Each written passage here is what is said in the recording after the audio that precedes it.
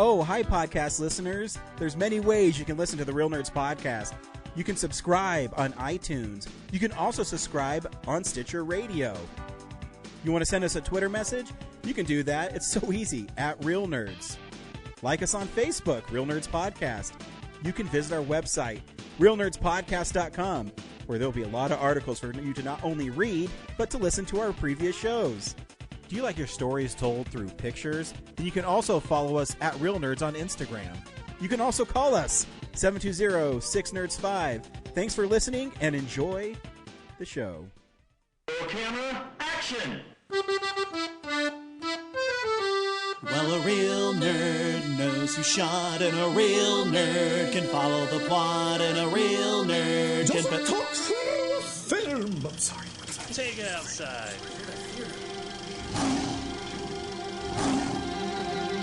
Well, a real nerd knows who shot, and a real nerd can follow the plot, and a real nerd will give it all they got. Lights, camera, action! Real nerds. Hey, all you movie lovers. Welcome to Real Nerds Podcast. We are the best movie podcast on the internet. Aren't we, Brad? Are we? Are we right now? Who's better? Name one other movie podcast. Yeah, they're all gone. We're the last one standing. Exactly. So by default, we I have are the no best. evidence to corroborate this statement, but I'm gonna make you believe it. Hell yeah. Every week we see a new movie and we podcast our experience to the world. This week we saw Fly Me to the Moon. Stay tuned. We'll recommend the film or not, play the trailer, and then we will spoil the movie. We also talk about the big movie news of the week and things we've watched throughout the week. We love movies, and that's what we do.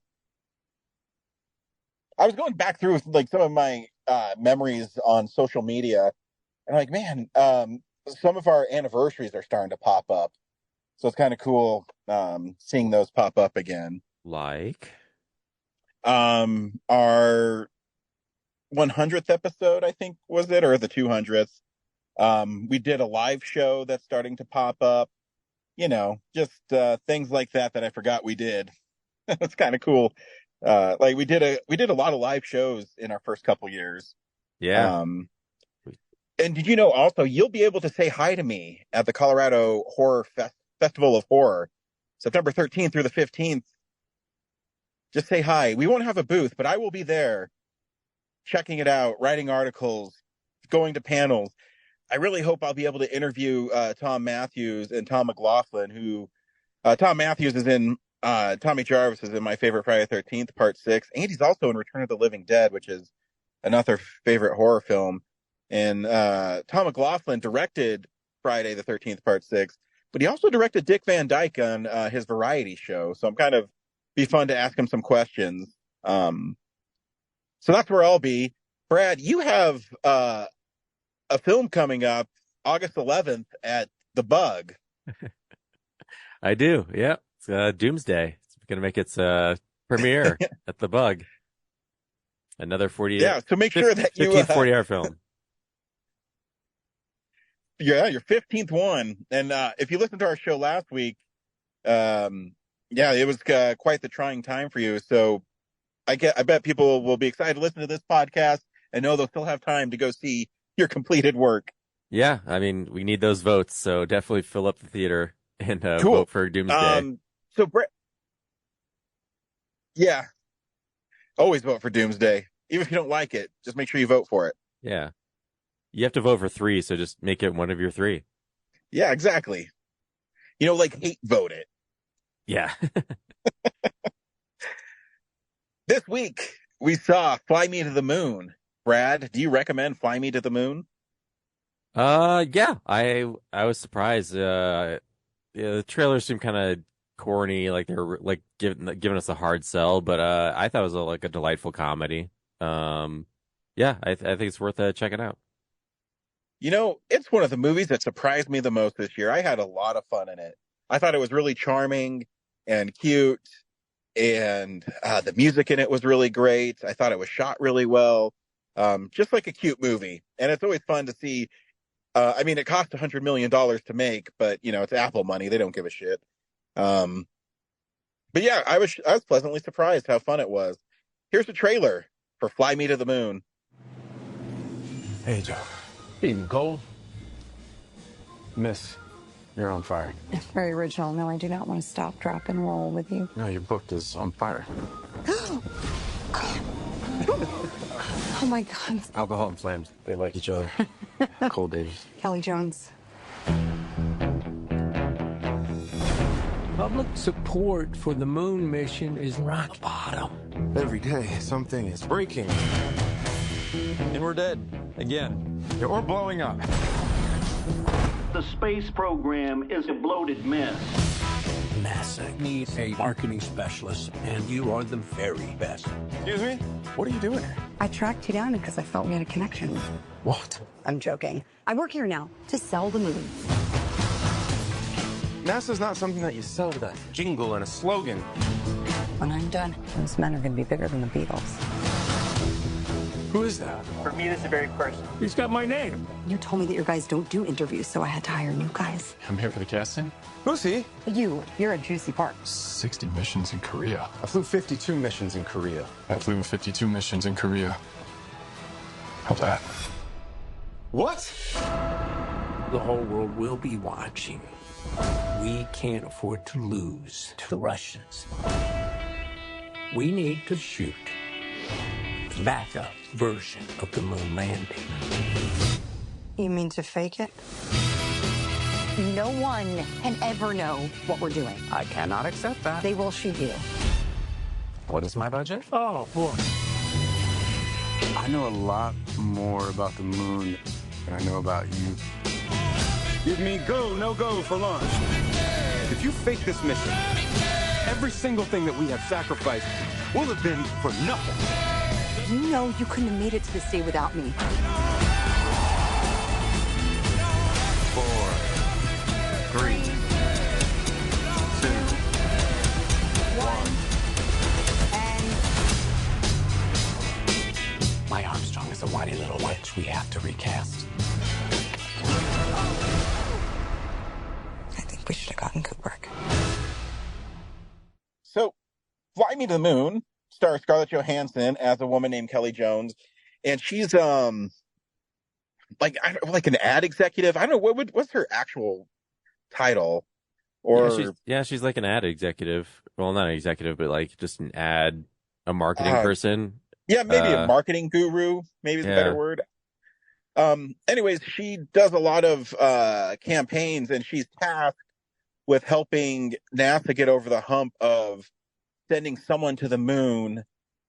And there's a PR problem with NASA where it's like, it's the 60s. There's a ton of like civil rights stuff going on, and Vietnam, and people are like, why are we paying to go to the moon? Like, use that dollars to help people on Earth.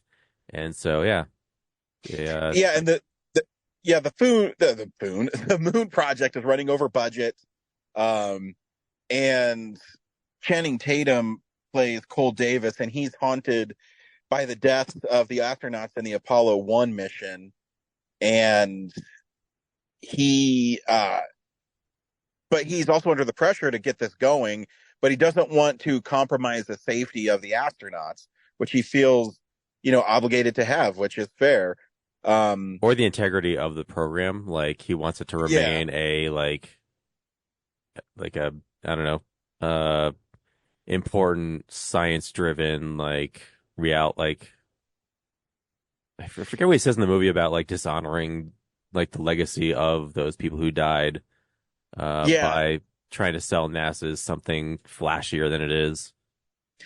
Yeah, and it's really an interesting feel to the film because, Scarlett Johansson's Kelly, she has all these ideas to make them more appealing to everybody, and she comes up with Timex and Tang and all these ad tie-ins to generate revenue, but not only revenue but interest in the space program. And as it starts to work, Cole's defenses come down. She's next tasked though through Woody Harrelson's character, who's kind of the He's the deep state dude. yeah, he's a D. There we go. His name's Mo, and so he comes up to her and he says, "Hey, this has to go well. So you need to fake the moon landing." Yeah, we need a backup plan. Yeah, so she hires this guy named Lance, who's played by Jim Rash, who I love from Community. And he plays this really eccentric director, and he's very I don't know the right word. He's very full of himself. Bit of a prima donna. And there we go. And so they stage the moon landing, and there is the plan is to, even though they're going to be broadcasting the real moon landing, they're going to feed in the fake one so it will look perfect. And that's the goal. And it goes sideways because of a cat that pops up throughout the film, and it's kind of fun. Yeah, watching this movie, it tugs on the heartstrings, because it's a real story about the men who died in that spacecraft. And yeah, you're right. You mentioned it earlier. Channing Tatum plays, Cole really well, where he's not really into, Kelly, but he kind of gets worn down. But then as soon as it revealed what she's doing, he says exactly what everybody else feels, is that's why he didn't want to become a part of this. And because if he makes, and he says that, you mentioned it, if we make this fake, then we just honor those men who gave their lives to make Apollo 11 happen. Yeah. And I don't know, that it just hit me like in the heart, those parts. And I don't know if it has to do with it. The aesthetic of the film is really cool. It has a lot of Sam Cooke songs, which I freaking love. Oh yeah. The only thing that was weird is the mannerisms and dialogue of the characters was very anachronistic, like very our times. I don't think they would have the sense of timing and humor and all that was very much wasn't of the 60s to me. Yeah, I call it whatever. It's not supposed to be like a documentary. Yeah, I call it hyper realism. You used a more fancy word, but I forgive it because, Jim Rash's character, Lance, he's definitely a product of our time, a sassy, gay director. And it's just, yeah, his mannerisms and his cadence, I agree.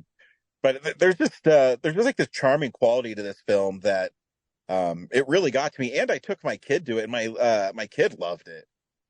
So it plays, through generations, and, just a fun little clever film.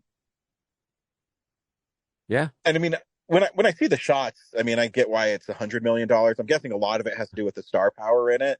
Oh yeah. But they also have some pretty impressive shots in the film. I think there's some NASA footage recycled from that Apollo 11 documentary, that was just pure 4K upgraded footage that they released a couple years ago. It might be. I could bust it out. I love that documentary because it's beautiful. Yeah. But yeah, you might be right now that I think about it. Yeah, there's a couple times where the quality of the picture changed, and I was like, oh, that seems like it's probably public domain footage, I guess, at this point. So yeah, they probably recycled it for that movie. It was grainier and whatever.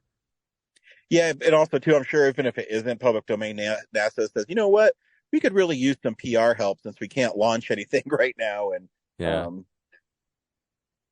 but there is a romanticism to that whole era that I think the film captures perfectly. And I don't know, Scarlett Johansson was great in it. Her assistant was fun. Yeah, it's just one of those movies that had fun in the film. I love when they first get introduced to NASA and they have this storage closet, and then Channing Tatum comes back the next day and she's already knocked out a wall, and yeah. She has all the NASA people working on her stuff. Yeah, it's great because he's all pissed off because he's they're the smartest guys at NASA because they're engineers, and they're engineering her a window in her office. And yeah, that is fun. Yeah, I guess we also didn't mention that Scarlett Johansson's character is not everything she says she is. She's a con artist, and so she's been floating through life just faking it until she makes it.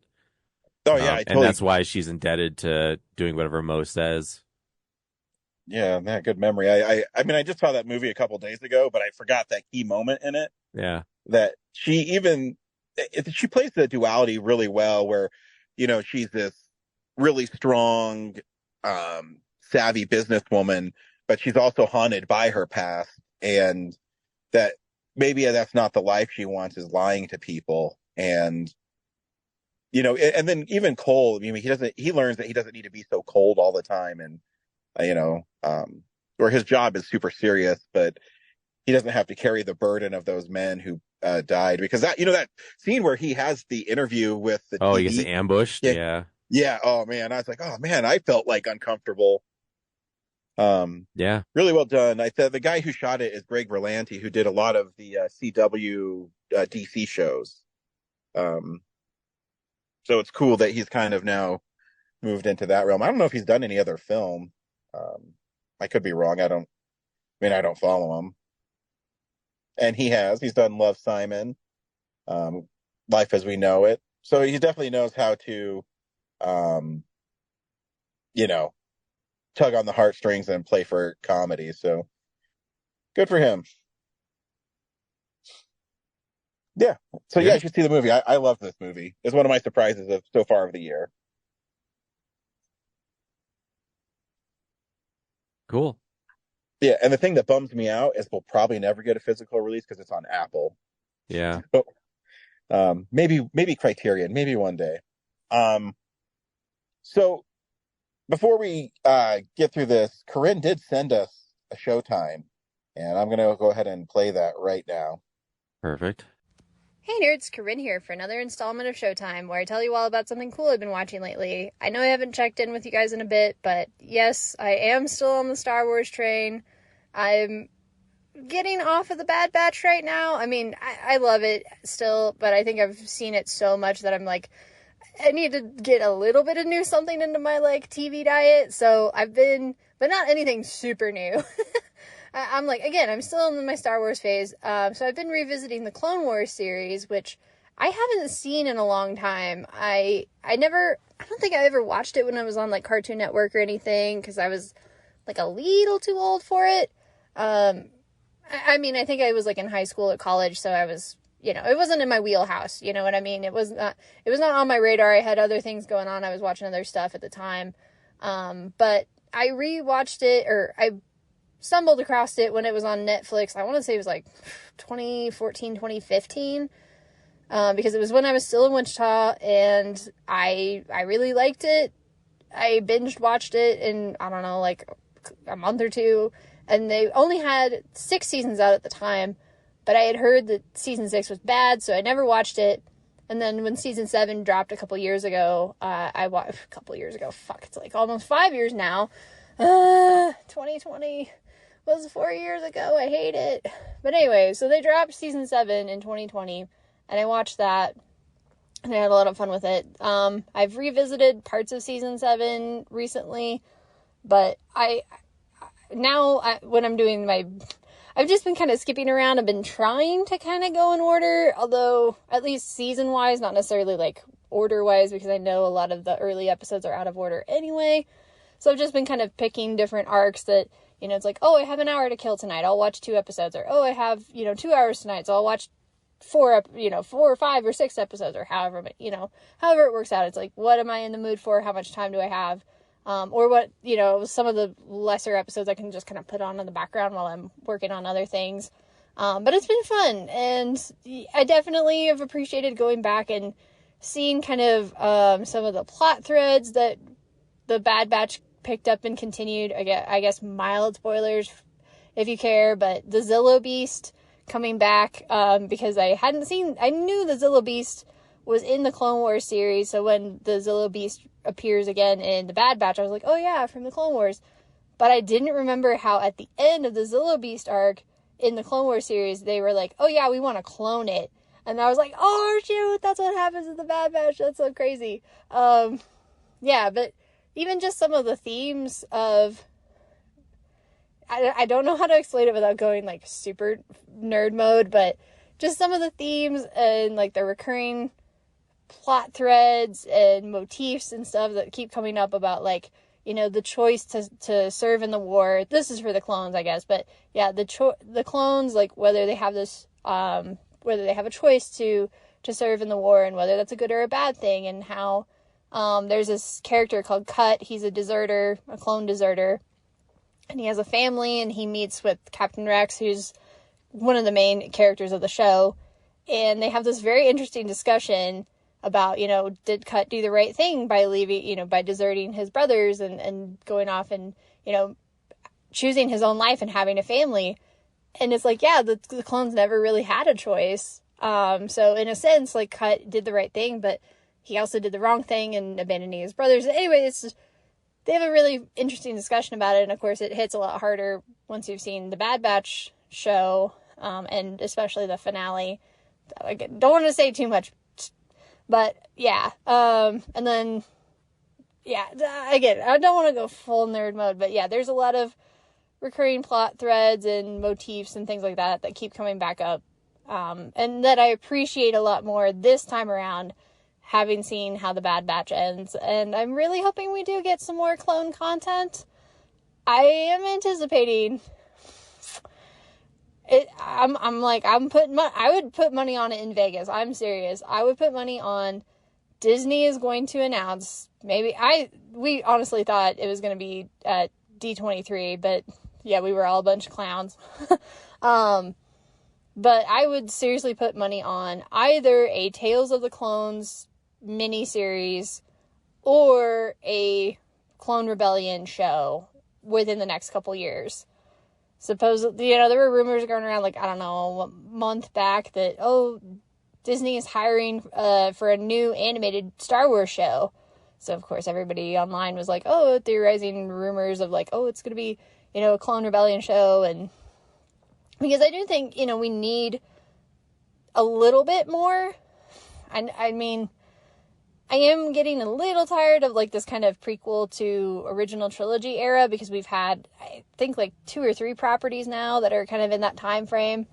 Well, I guess we've had Bad Batch at the very beginning, then Obi-Wan's kind of in the middle, and then now Andor's kind of toward the end of that, and Rebels, I guess, where we've kind of had bridging the gap between Revenge of the Sith and A New Hope, which is a fun time frame, don't get me wrong, but it's like oversaturation could hurt it. So I would be okay with like one more show in this time frame, like a full length show, not just, an anthology like Tales of the Rebellion or Tales of the Jedi or Sith or whatever. I mean, or Tales of the Empire or Tales of the Jedi. Because I think they both of those anthologies had some episodes that were set in that time frame, but overall it was kind of bridging several time frames, so it wasn't a big deal. But yeah, I think if we get one more show in this time frame, I think it'll be okay, because there are a few characters and plot threads between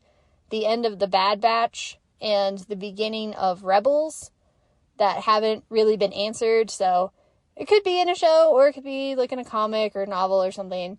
But I think there's enough interest.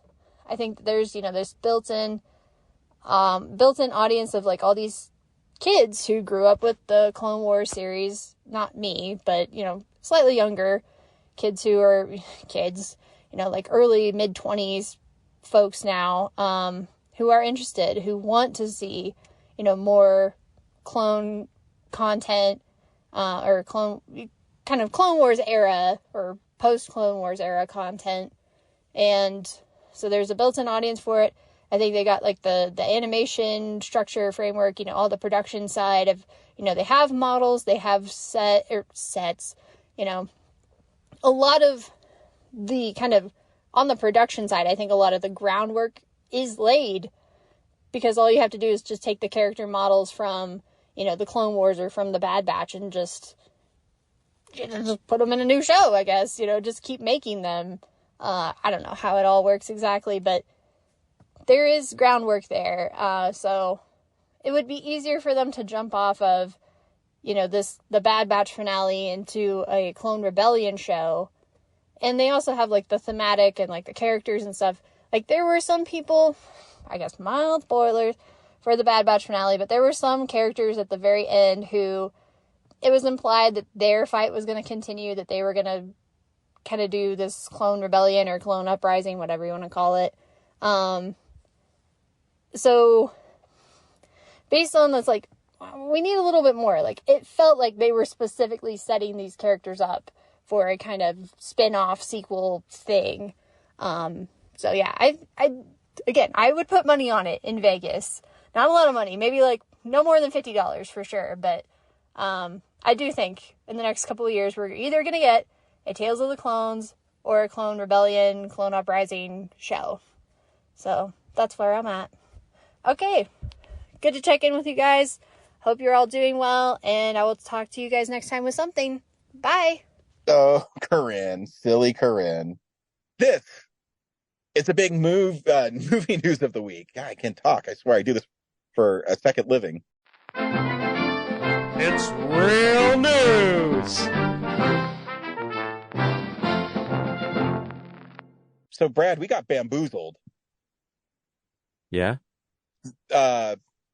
When you went to the Esquire and it closed, in the newspaper articles, Landmark came out and said, don't worry, you can go see your favorite films at our other locations, including the Chez Artistes in the Greenwood Village. But we learned that in less than a week, they are going to also close the Chez Artistes. Sons of bitches.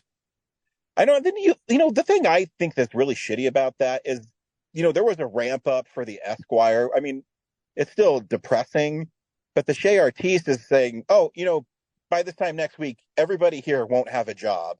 Yeah. Like, what the fuck?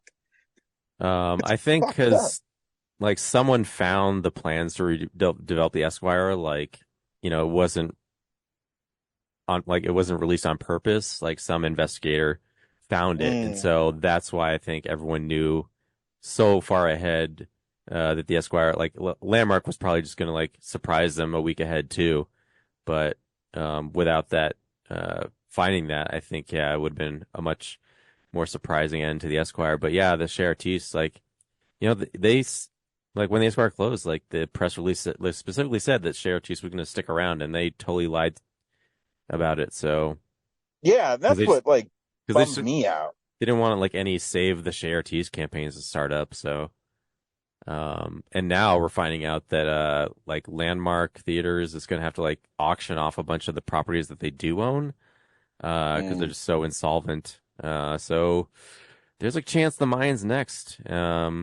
Well, the only thing with the Mayan, though, it's protected because it is a historic landmark in Denver. Well, so it's a lease of that space, so it won't get torn down or renovated, but someone else could move into the space if Landmark exits. So it's not like Landmark doesn't own that building. A landlord does. And but do they have to keep it as a theater? I don't know the rules on that. They have to like keep it. Most of like the architecture is aesthetic art. So like people are saying like it could be a nightclub, like the screen could be used for like graphics and things, and you could still like, take out the seats, I guess. That just made me depressed again. Yeah. If you've been on South Broadway lately, it's a heavy nightclub place now, so that would suck.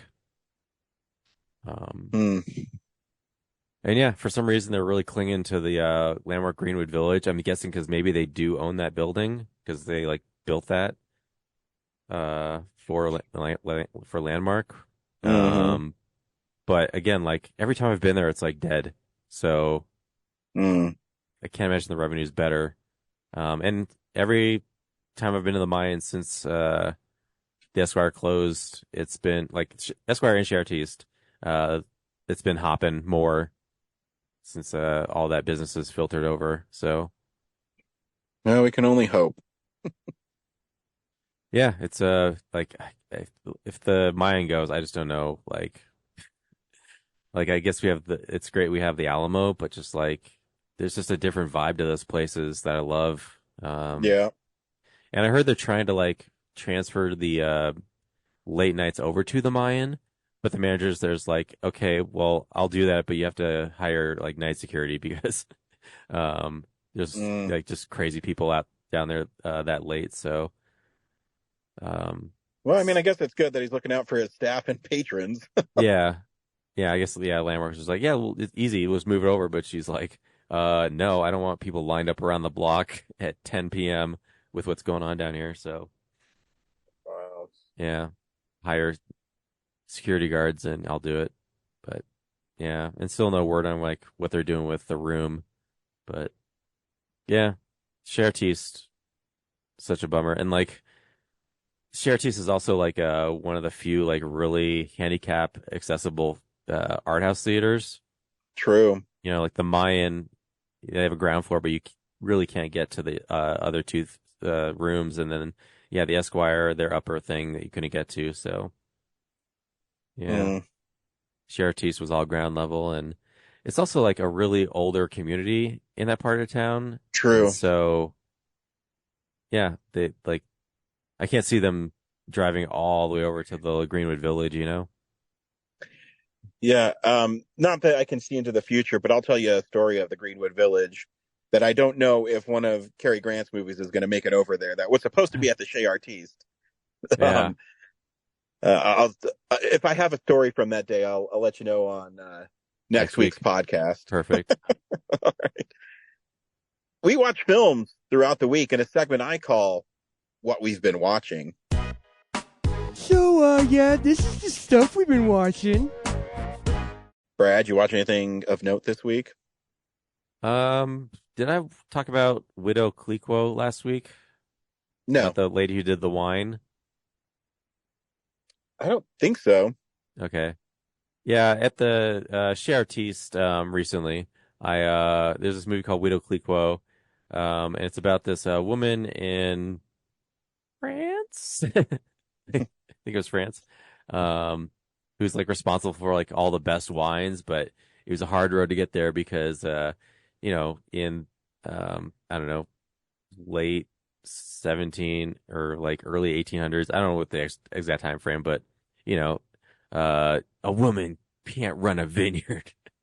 But she's married to one who does, and so he gets all of his best ideas from her, and he dies, and she has to take over, and all the other people in the business are like, are you sure you don't want to just sell it? Because, you know, you're a woman and we don't think you can handle this. Then you find out, like, slowly throughout the movie about, like, what really happened to her husband, and how she overcame all the negative stuff about, you know, her being a woman that can make good wine. Yeah, that was interesting.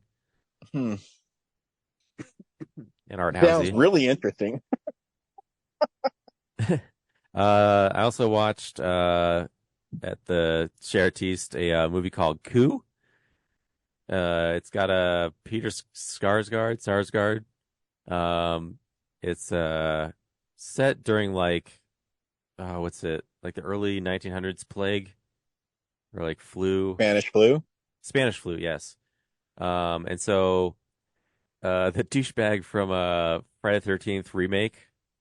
Oh, sweet. He's like my favorite guy. Yeah. He's like this Trey. He's a journalist who lives in like this wealthy mansion like off of New York or off of Manhattan. And he's writing about like how deadly this pandemic is. And then Peter Sarsgaard is like a wandering, he's got like a secret past, but it's presented he's like this wandering like rugged dude who kills a guy and assumes his identity to get hired at Friday the 13th douchebag's mansion. I have seen trailers for this. Yeah. Yeah, to replace the chef there. And so they're all like, everyone's isolated, and he like worms his way through this family, and he kind of like convinces the other staff like on the temples to like, you know, he takes advantage of this pandemic situation to like get them better wages, and like, you know, they don't have to sleep in the house outside the mansion. They can like live in it and stuff. And, you know, when they go into town to like get food, they're putting their lives on the line. So he like slowly like works his way up into getting closer to the family, and eventually kind of like taking it over and putting him to shame as a man, because he's, you know, the libtard journalist. Yeah. That can't like, he's also vegan, you know, his family's vegan, they don't eat meat, but now they're superpowers. No. I know you just did your Scott Pilgrim thing. I did. No, Brad, that's like 3 weeks from now. Shut up.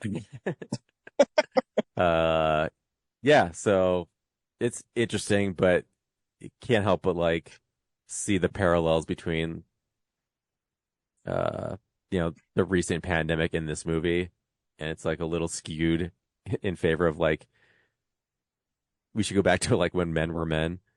No, type perfect. deal. Yeah. Yeah, like Peter Skarsgård's character is actually like a co-chef at a restaurant that closed, and like it was the journalist reporting that got it closed, but I'm just like there was still like a real Spanish flu going around. Like it wasn't just his writing that did him like everything in. So like your argument's flawed, dude. So it's gonna get closed regardless. Yeah, so yeah, that was interesting. And the last thing I watched is awesome. It's a movie called Hundreds of Beavers. Have you heard of this? Is it about strippers or is it about beavers? It's about beavers. It's on Netflix. For the longest time I saw a trailer and I was hoping it was like gonna make it to like the Esquire or something, and it didn't. But it's this like live action, basically like a live action Looney Tunes cartoon about a guy who makes like apple cider and then like gets drunk and blows up his whole operation, and then he tries to find like a new job as a trapper, and he like apprentices with this other trapper who gets killed and like takes over his business. And meanwhile he's like the rest of the movie just like trying to trap these beavers, and like the beavers are just like people like beaver Halloween costumes, you know. Okay. And there's like tons of animation and like this live action dude on top of it, and like yeah, it's just like most of the second half of the movie is just him setting traps for beavers and like dying, and the beavers are dying like in horrible ways. And then you find out like the beavers are like building this super beaver, like a mechazoid thing. And he kind of like destroys that and tries to escape. And like it's incredible. Like it's like three people and then a bunch of like recycled people in beaver costumes, and yeah, it's just a big Looney Tunes cartoon. It's the best way I can describe it. You know, there's like people running off cliffs and like stopping and then falling, you know, like that kind of thing. Is it foreign or is it It's American as far as I know, but it's like a silent film. There's no dialogue. It's all music and just like sound effects. But it's a ton of fun. You should totally check it out. I should. Well, the thing that sucks is just like social media now, you know, streaming has these stupid algorithms that want me to watch specific things. So I need information like that every once in a while because it's not going to pop up on my feed. Yeah. Especially yeah, like this. And I haven't seen it, but like there's a couple other like films that these filmmakers made in this vein that I want to check out. But yeah, and there's like a good stretch of the movie where I was like, are there ever going to be any beavers in this movie? And then it finally hits, and you're just like, here we go. Because yeah, there's the traps that are set are just like so like violent, and yeah. Once he finally gets in the rhythm of how to catch them, yeah. Cool. Anyway, what'd you watch? So I've been doing this. You know, I have these Blu-rays I own, and I haven't watched them. I'm gonna watch them now. I rewatched the 2019 Lion King. And again, that movie's beautiful. It just doesn't have the spirit or capture the heart of the original animated film. So every time I watch it, I'm like, oh, this is a cool movie, but if that makes sense. But what I'm really excited about this week is I picked up the NES Championship Edition for the Switch. Oh, nice. I don't know if you've had a chance to play it yet. No, I want to get it, but yeah, it's like $60, so I've been like, meh. Yeah. Well, the set's really cool that it comes with. And for those who don't know, in the early 90s, late 80s, Nintendo would send out these cartridges that were basically speed runs or little bite-sized versions of the game. Not necessarily speed runs, but you'd have to complete certain tasks in the fastest amount of time. It would save it on the pack. They'd have championships like in malls all around the world. And what's cool is now, because of the internet and how we play games, is they've repackaged it onto the Switch.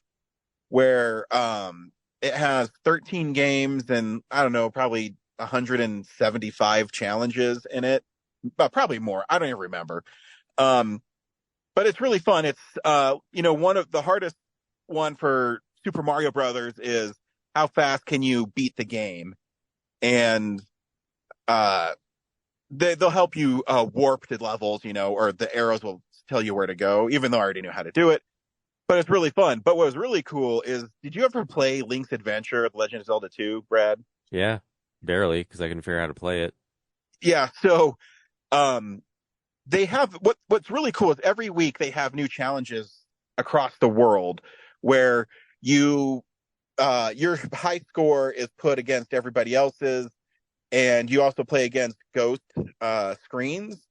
So you're randomly picked with 7 other people, and you have to be in the top 4, then the top 2, and then after the last one, you win. Well, The Legend of Zelda 2, I just like you, I played it. I remember beating it, but I don't remember how to play it. And that's maybe the hardest thing with this game is remembering all the controls. But anyways, there's this one part where you have to just defeat this like pig monster guy. And so, I'm Link and I run across and I hit him and he gets stuck in like this against the wall in like some sort of glitch. So I beat him in 5.2 seconds. And I got an S rating, and I'm like, oh man, that was really fast. So at the end of the week, dude, I was number 3 in the whole world. Wow. I know, right? I was like, Great. Holy shit. Yeah. And I mean, I don't know how much faster you could beat him.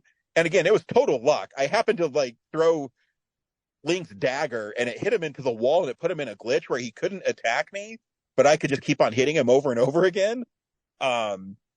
And yeah, so number 3 out of like 36,000 people that tried this. Nice. Yeah, when I played Tetris 99, I got first place in the whole world one time. Oh shit, nice. Yeah. But yeah, it's fun because every week, I mean, they have a part where you can just practice playing the speed run stuff for the championship, and it's fun. I mean, is it $60 fun? I don't know, but you get a lot of cool swag with it. Yeah, I was kind of hoping they would release a stripped down version where it's just the game. Yeah, they should. I mean, they should put like maybe a $30 version of the game out. Yeah. But some of the swag is pretty cool. I like the gold cartridge and everything. Yeah, actually, the gold cartridge is cool, but the coolest part is they actually have actual pins in there. That's kind of a thing now, but you actually collect pins throughout the game, and it's kind of your icon you can put as letting everybody know what your favorite is. Of course, I picked Toad from Super Mario Brothers 2. But yeah, it's fun. And it's, it's really easy to pick up and just run through levels and shit. That was probably the cool thing. Yeah, and that's what I watched and played this week. Next week, we are actually doing 2 films. Did you see both of them, Brad, in the future? I will, yes. Cool. So next week is Borderlands and Cuckoo. So until then, we'll see you at the movies. Well, a real nerd knows who shot. A real nerd can follow the plot. And a real nerd will give it all they got. Lights, camera, action. Real nerds. Thanks for listening to Real Nerds Podcast, a Nebulous Visions production. Stream or download episodes, read articles at realnerdspodcast.com. Stream us on Apple or Google Podcasts, Stitcher, Spotify, or iHeartRadio. Follow us on Facebook, Real Nerds Podcast. Twitter and Instagram at Real Nerds. Watch us on YouTube, Real Nerds Podcast. Email us at realnerds@gmail.com. Call us at 720-6nerds5. Thank you to Sparks Mandrill, Mike at Plan 9 Studios, and Bolognium for all of our groovy theme songs. And that's how you fucking do it!